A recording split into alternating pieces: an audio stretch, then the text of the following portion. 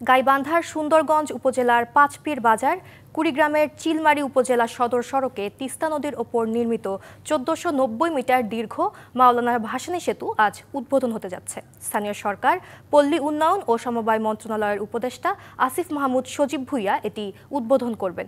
সেতুটি নির্মাণে মোট ব্যয় হয়েছে ৯২৫ কোটি টাকা।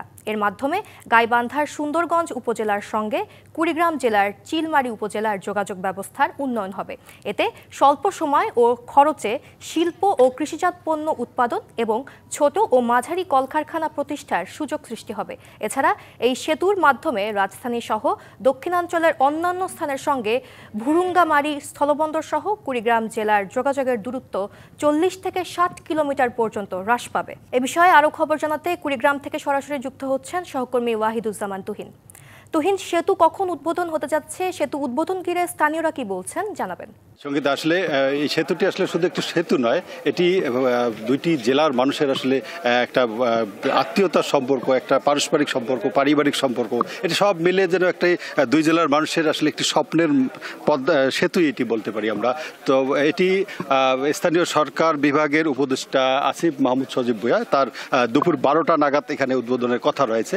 তো সেটিকে ঘিরে সবকিছু প্রস্তুতি স্থানীয় সরকার বিভাগ সম্পন্ন করে রেখেছে আমরা দেখেছি। তবে যেটি হয়েছে যে আসলে দুপুর ১২টা নাগাদ উদ্বোধন করার কথা থাকলেও ইতিমধ্যে কিন্তু সেতু দুই পারে একটি বড় অংশ মানুষ, যেটি আসলে তাদের উচ্ছ্বাস, তাদের আনন্দ, তারা আজকে যে স্বপ্নের মতো যে সেতুটি তারা পেয়েছে এটি তারা জানাচ্ছিল।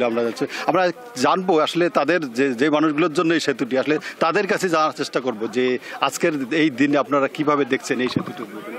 ধন্যবাদ সবাইকে। হরিপুর তিস্তা সেতু কিছুক্ষণের মধ্যে উদ্বোধন হবে।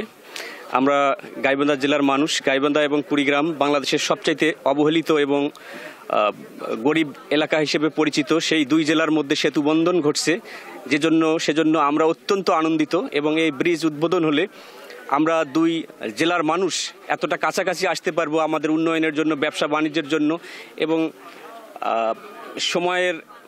সময় অত্যন্ত কমে আসবে। জানছিলাম যে আসলে সময়ও যেমন বাঁচবে তেমনি যোগাযোগ ব্যবস্থা এবং ব্যবসার প্রসার ঘটবে। তো আরো একটি জানতে চাই যে এই যে আপনি তো অনেক